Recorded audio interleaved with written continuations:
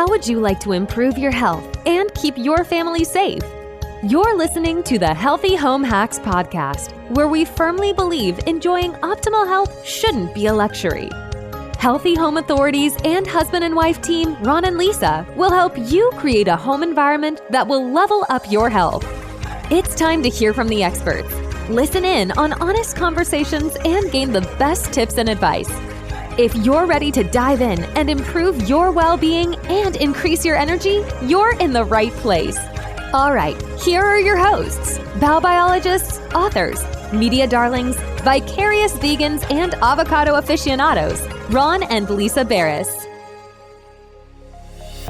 Nikola Tesla once said, "I'm trying to awake the energy contained in the air." These are the main sources of energy. What is considered as empty space is just a manifestation of matter that is not awakened. Today, we're going to channel our inner Sheldon Cooper and talk about something you may or may not have heard of, scalar light. Nikola Tesla referred to scalar energy as radiant energy and felt that this was the primal force of the universe. Our guest today describes scalar light as the natural energy from the sun as well as the stars. It's the fundamental life force found everywhere in the world, space, and universe. Chi, prana, Om, mana, life force, pyramid energy, and zero-point energy are all synonymous terms for scalar energy.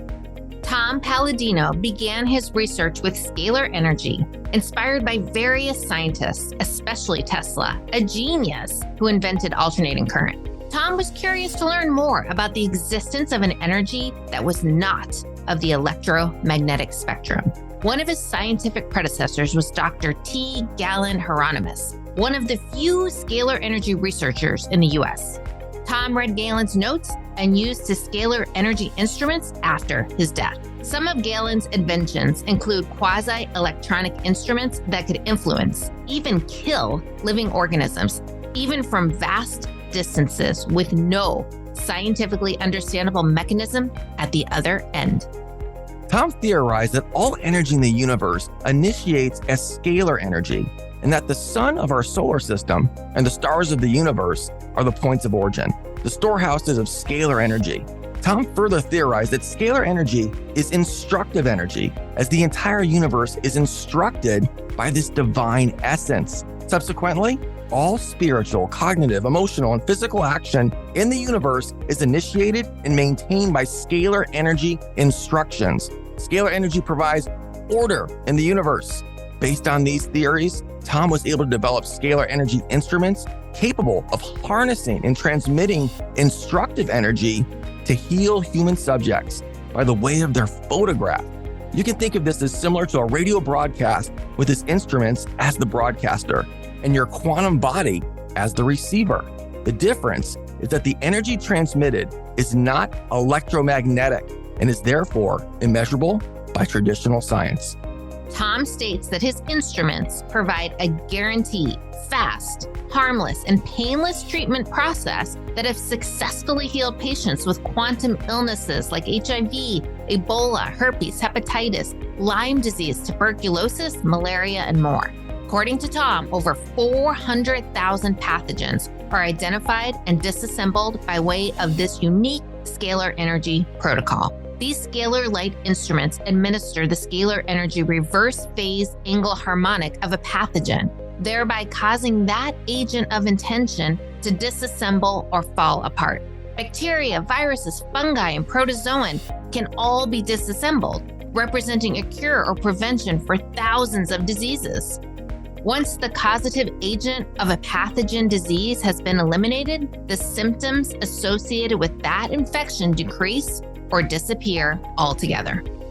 And he's here with us today to shed more light on this fascinating subject. Welcome to the show, Tom. Yes. Woo! Thank you so much. What an introduction. Lisa, Ron, thank you. Oh, thank you. Welcome, Tom. We are thrilled to have you with us today. That was a meaty introduction. We try to keep our intros short, but it's just kind of too hard to jump into this topic without explaining all that, because you have so much meat you're going to cover today.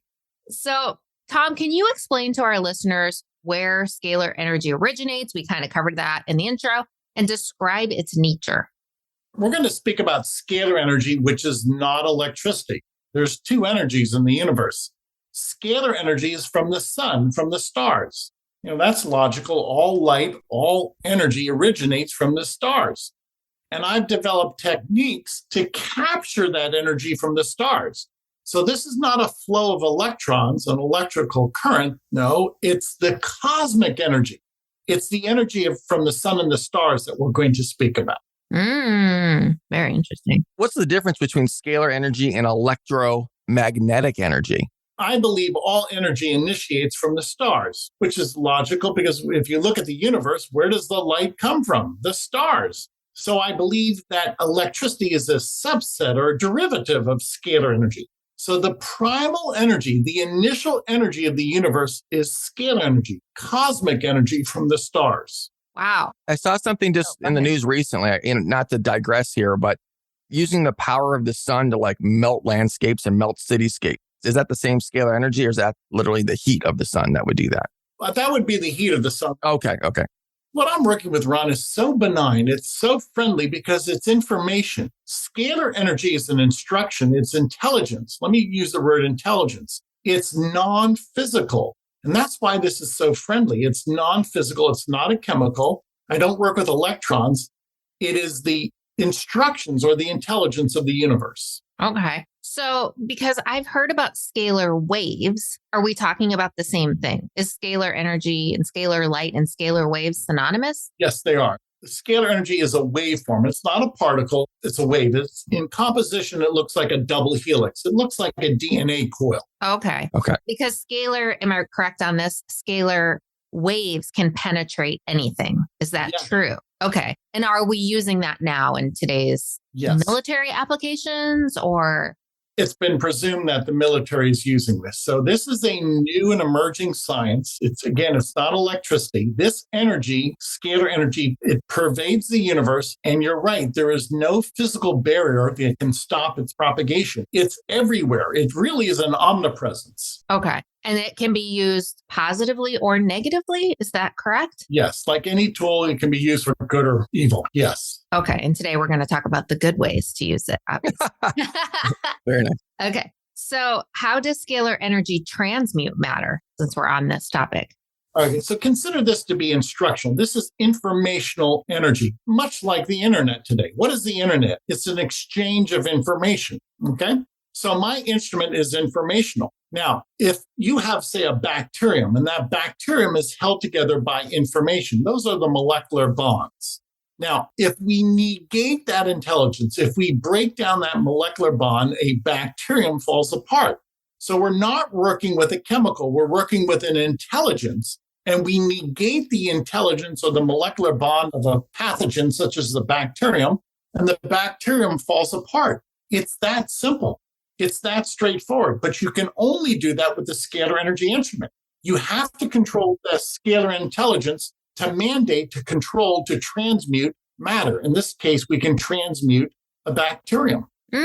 So was Nikola Tesla, that quote that he's referred to scalar energy being radiant energy, the primal force of the universe, was he on the forefront of that? Had he actually got to the point of creating instruments? Or we know a pretty good amount about how they seized his documents and his inventions and all of this information that sadly never got its way to the public. But had he actually achieved that, or was that something that he had to leave off? Yes, he did. And this is his prowess, his intellectual prowess. He started his career with AC electricity, but later in his life, he realized that there was a radiant energy or quantum energy. And Tesla was able to extract energy from the atmosphere. Now, this is quite profound because no longer is Tesla working with an induction motor or some type of motor. The motor is the stars. Now, consider that. Lisa, Ron, the new motor, the new power plant will be the stars. We don't have to create power. We just harness power. So what am I getting at? Tesla was on to free energy. Right. That's why the powers that be did not like what he was doing.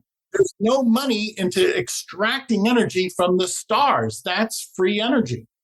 Right. Now, there's a theory that the pyramids, the Great Pyramids in Giza, were an energy source that they actually, like a power source? Was that potentially using scalar energy?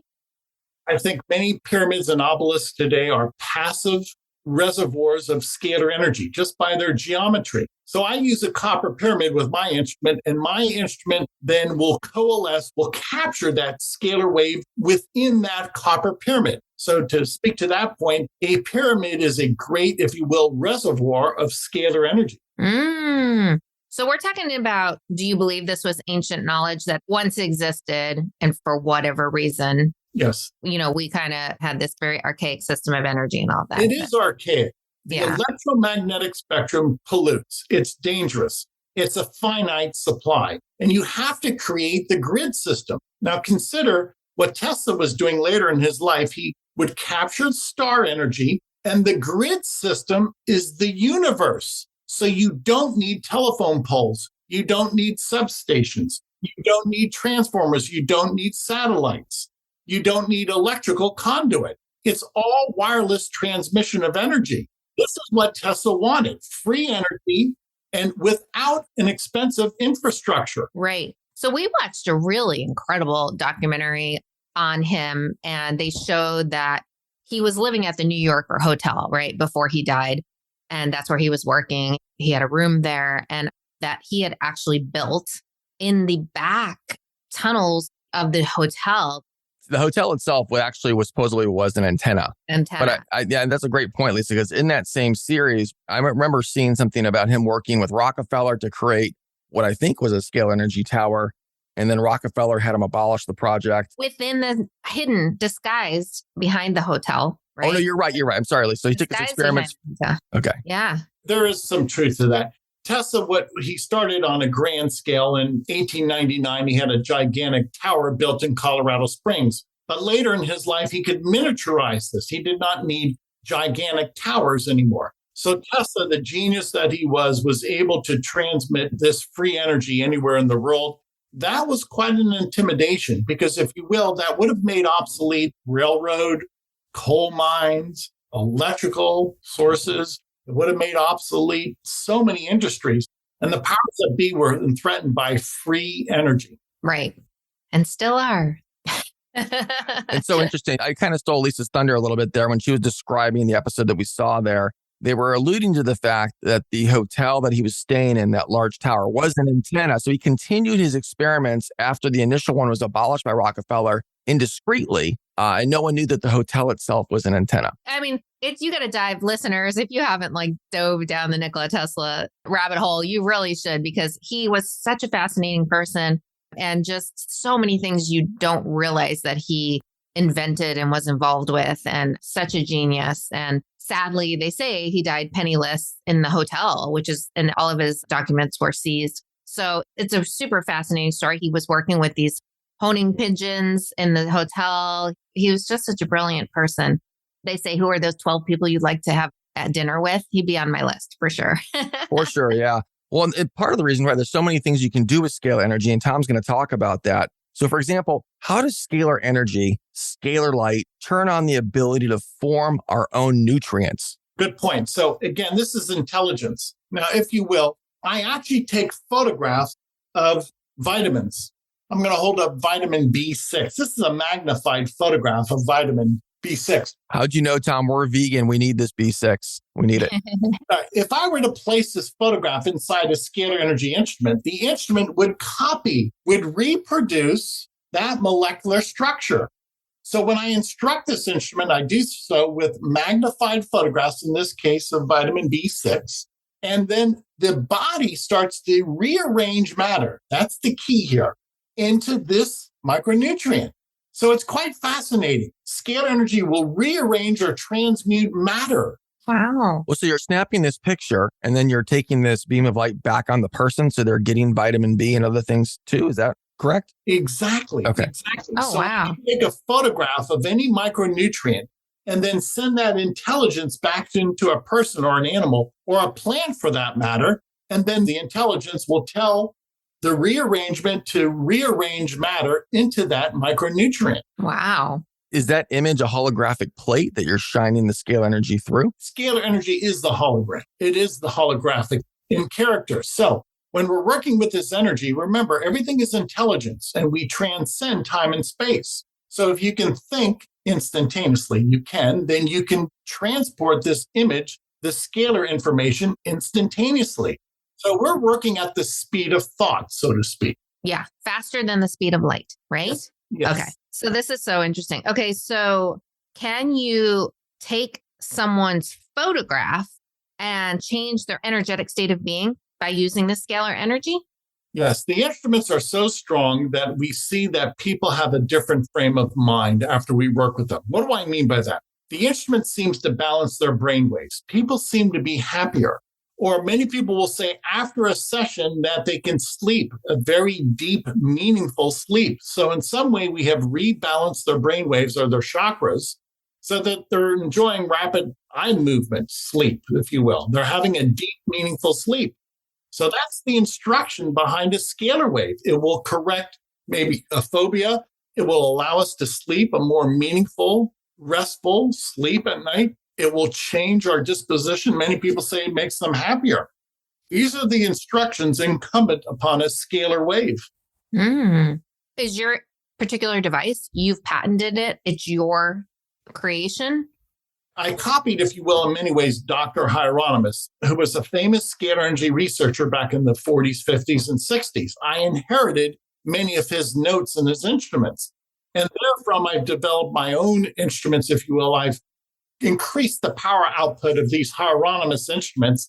And today, now I have this ability to work at a greater capacity than that of Hieronymus. They're stronger instruments. Now, with that statement, I've not patented this, and I don't want to patent this because I want this to be free to the world. I want to give this knowledge far and wide. I don't want this knowledge controlled. The problem that I've seen in the past is these patents stand in the way of progress. They stand in the way of human endeavor.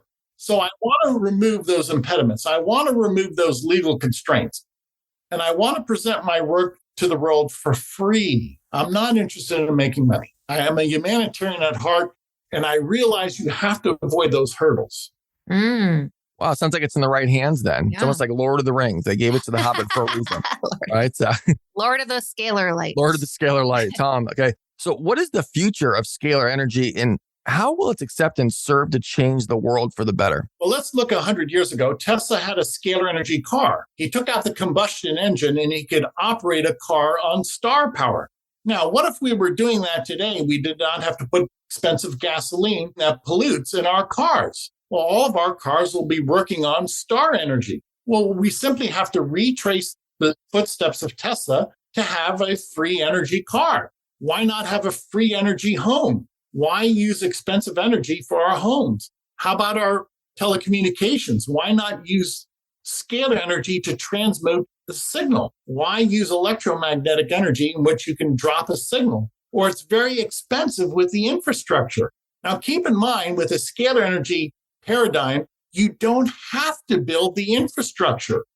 Infrastructure exists. You just extract it out of thin air, so to speak. You don't need power plants. You don't need cell phone towers. You do not need satellites. You don't need substations. The universe is the grid system. How does it collect the scalar energy? Is it like a solar panel? I have the ability to create a double helix. That's what a scalar wave is. Okay. And I did help with my instrument. I followed Tesla and I followed Hieronymus. I actually start with an electrical signal and then I convert it into a scalar wave or vice versa, because both scalar energy and electromagnetic energy are bidirectional. They both can convert into one into the other. So with that in mind, it's simple. It's easy. It's straightforward. And I do have this command now with the scalar energy instrument to work exclusively within that paradigm. So I'm outside of time and space. I want to make this very clear to your audience. A scalar energy force field, a paradigm, allows me to access anybody in the world by way of their photograph, which is their quantum field. It's not a biological process. So you think we live in a holographic universe, Tom? Yes, we do. And the scalar energy force field proves that. Now, keep in mind, if somebody were to send me their photograph, this is my photograph, a person bilocates. You can be in two places at once. When you send me your photograph, it's as if you're inside my instrument, but you're not there physically. It's your quantum being. So Wow. I locate to my laboratory. So that's the quantum field. That's the holographic force field we're in. And it's common in a scalar energy paradigm. You cannot bilocate an electromagnetic force field. Bilocating in a scalar energy force field is the norm. So yes. Does this whole scalar concept fall under quantum physics? Yes, it is. Oh, okay. Yes, we are really channeling our Sheldon Coopers today. Okay, this is crazy. That's really fascinating. I'm just absorbing what you just said. So the healing part that we talked about, where you talk about disassembling these things, and have you healed people from these diseases just by their picture, or how does that healing process look? Okay, let me explain. When I work with a photograph, that photograph can say I have the presence of a bacterium or the absence of a bacterium. Let's call it the Lyme spirochete. And I can detect the Lyme spirochete on a person's photograph. After I work with that person, that Lyme spirochete, that signal, the intelligence for Lyme no longer exists. Now, how do I prove that? I can't. The people prove it to me. People will report to me after I work with their photograph, they no longer feel that they have Lyme disease, or they had a PCR test and the Lyme spirochete ceases to exist, or it's undetectable. So keep in mind, even though I work remotely through a person's photograph, I still have to rely upon the person, the physical being, to report back to me. I can only report in my laboratory how a photograph receives and responds to the energy. I have to rely upon a person at a distance, and people, well, judging by the 3,000 to 4,000 testimonies that I've amassed over the years, people are saying, yes, there is validity to my work. Wow. How long have you been doing this? I've been public now with this, Lisa, for 12 years. To study, I would trace this back to at least 45, 50 years ago. Okay. Wow. And so this remote aspect kind of brings up to like remote viewing. We know remote viewing, even the military has used remote viewing and probably still does, right? I'm guessing. Is it the same concept that you can actually be two places at once because you can actually see something in a place across the world and bring back that information through remote viewing? If I can bring a person halfway around the world to my laboratory through a photograph, again, you bilocate. Well, you could either bilocate, or by remote viewing, you're bilocating to another position in the world. That's only made available and possible through the scalar energy paradigm, because you transcend time and space. And this is what a lot of people with the gift of prophecy, let's call it clairvoyance, what is the fundament behind that? It's always scalar energy. Scalar energy is the animating force behind prophecy, clairvoyance, some type of a hunch, some type of premonition. All of that is the information system. I live in Florida, and many times when we have thunderstorm, my instruments will start to spark in a miniature lightning bolts, small lightning bolts, meaning what? My instruments are starting to communicate with the atmosphere. It's always been my contention that a lightning strike is a scalar energy lightning. Scalar energy is the driving force of any lightning. And my instrument during a lightning storm will start to spark and start communicating with the clouds. Why? It's consciousness. Now, this is quite typical with my instrument. It will experience the atmospheric changes. My instrument is alive. It's organic. Why? Scalar energy is alive. And my instrument will respond to the immediate environment. Wow. So are we scalar energy, or are we just a form of scalar energy? The human mind and the human heart are incredible vessels of scalar energy. And this gives notion to positive thinking, prayer, manifestation, the law of attraction. When we think and when we feel, those are scalar waves. I don't want this to be an esoteric subject anymore. It's so common.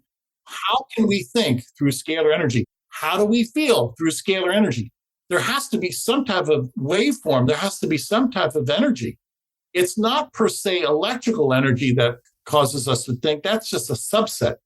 We think because of a scalar wave. We feel because of a scalar wave. Scalar energy drives the mind. Scalar energy drives emotions. Do you think animals are more tapped into that innately? Because we say animal instinct, right? They know when a storm is coming or how to prepare for certain things, right?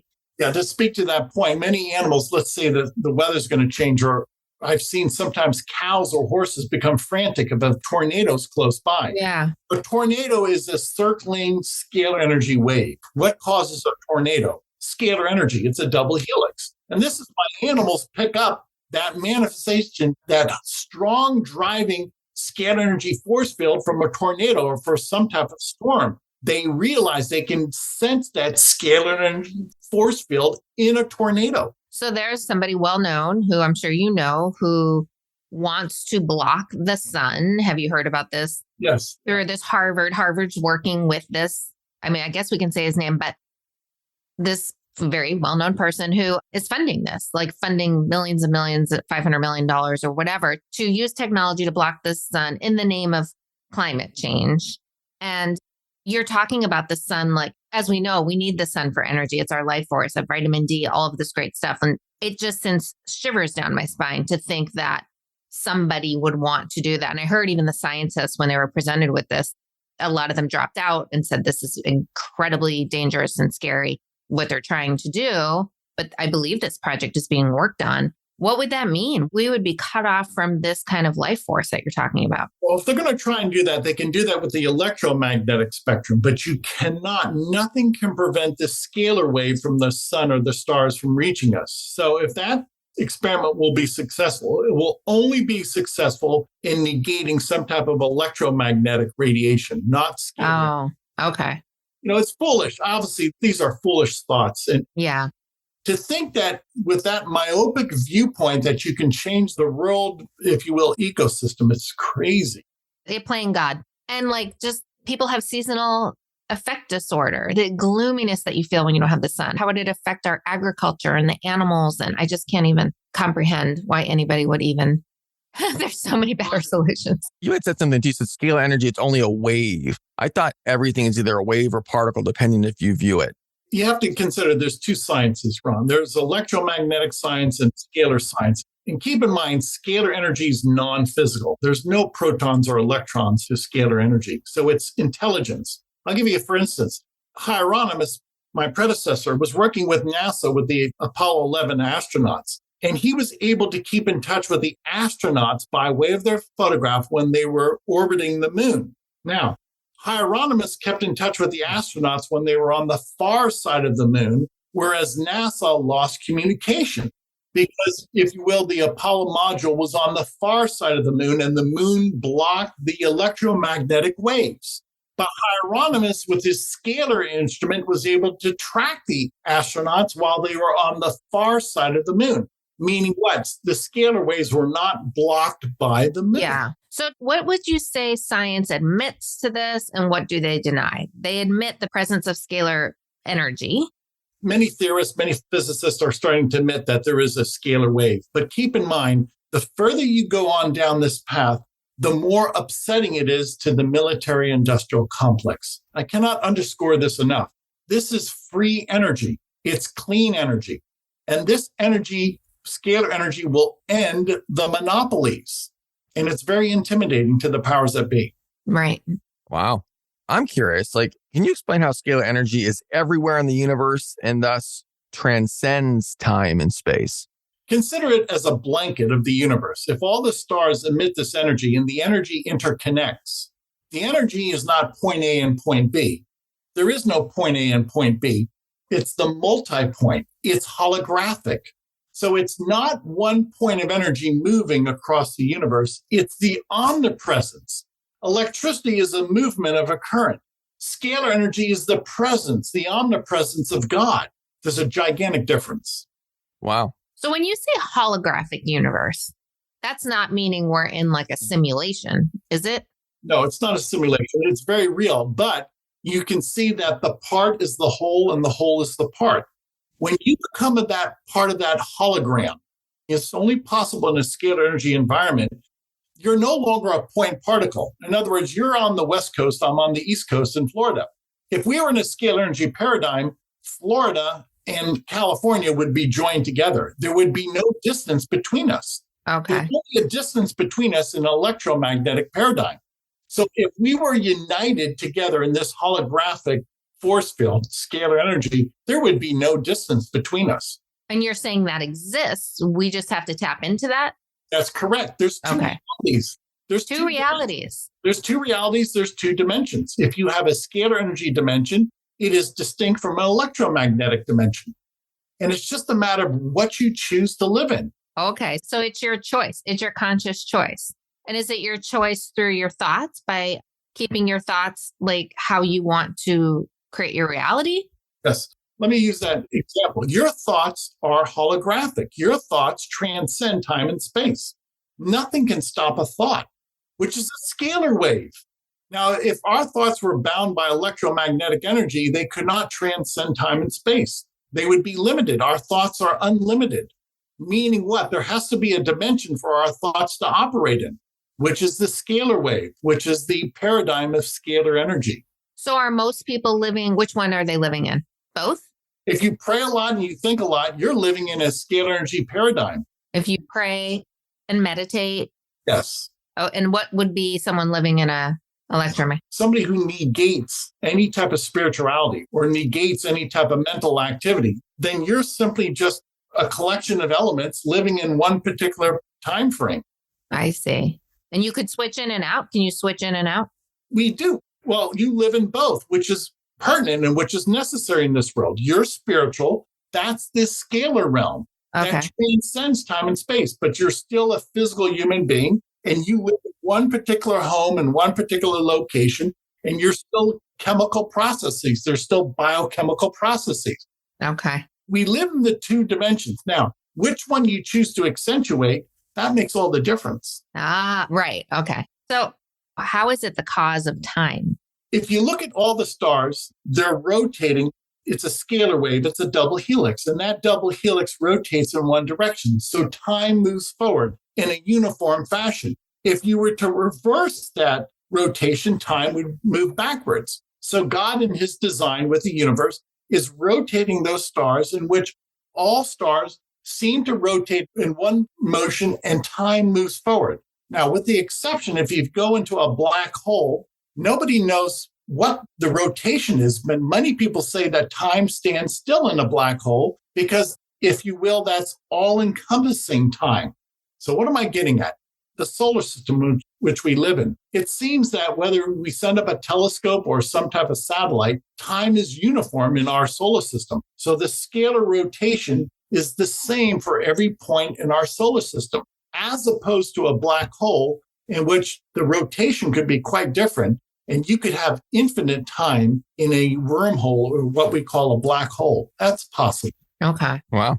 Well, can you explain how scalar energy assembles and maintains all physical forms? Yeah. When I was working with the Hieronymus family, they kept using the term binding energy.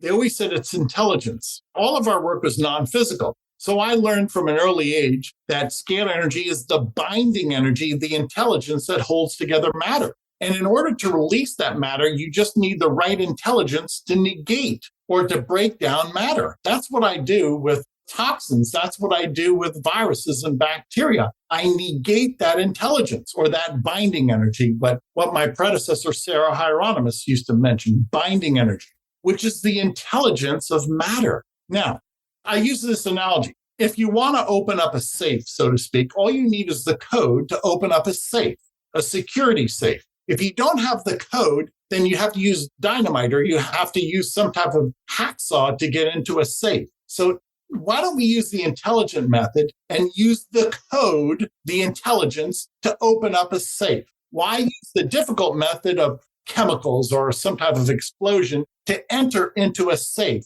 to crack a safe? By way of analogy, what am I getting at? The intelligence of the universe is scalar energy that will assemble or break down matter. If we don't want something that's harmful, a pollutant or a toxin, why don't we just break it apart with scalar energy? It's so much easier. Yeah, that makes sense. Yeah. I know this would be hypothetical. Maybe this would be just a theory, but do you think scalar energy transcends beyond our universe into other universes? So are you dipping into multiple universes, or is that different types of energy? Good point. With scalar energy, you have to have an infinite universe. If scalar energy is everywhere instantaneously, then you have to have a paradigm, you have to have a model that matches that thought. So the universe must be infinite.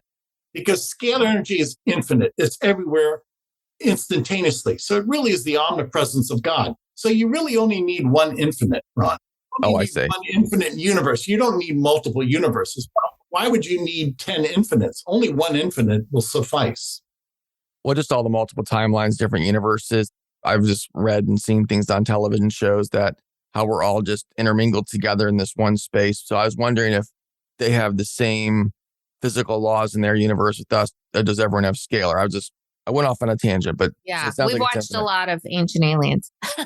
No, we watch a lot of history and documentaries and Gaia TV, all kinds of good stuff. You realize how scalar energy will answer many of our questions. In order to have this other set of principles, such as, say, a quasar, many astrophysicists look at a quasar and they say, well, it doesn't behave like electromagnetic energy. You're right. It's scalar energy. You cannot look at the stars and explain them by electricity. They're not electrical celestial beings. It is a scalar energy celestial body. That's what stars are. There's no electricity inside a star. We don't have tools to measure it. And that's why this is kind of literally up in the air. Okay. Not up in the air, but this is why it's not widely accepted. Okay. So how does scalar light balance our 7 major chakras and our 12 meridian points? You know, many people have theorized that a chakra spins. Well, what does scalar energy do? It spins. So it's always been my consideration that our 7 chakras are 7 points of light. They spin. And a scalar energy instrument will rebalance or correct that spin of the chakras. So the best way to balance your chakras is with scalar energy, not with electricity.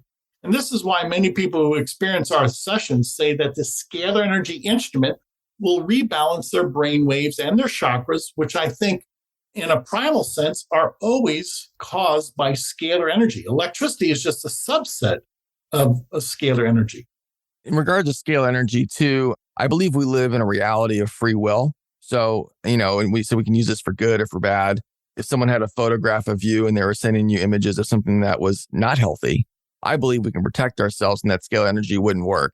What are your thoughts on that? That's a good question. I firmly believe scalar energy is from God. I believe it's a divine energy. And as such, I don't think you could do harm in that sense because God would not allow this divine energy to be used to harm, at least not in this accidental state. Now, does that mean someday in the future governments will develop scalar energy weapons for war?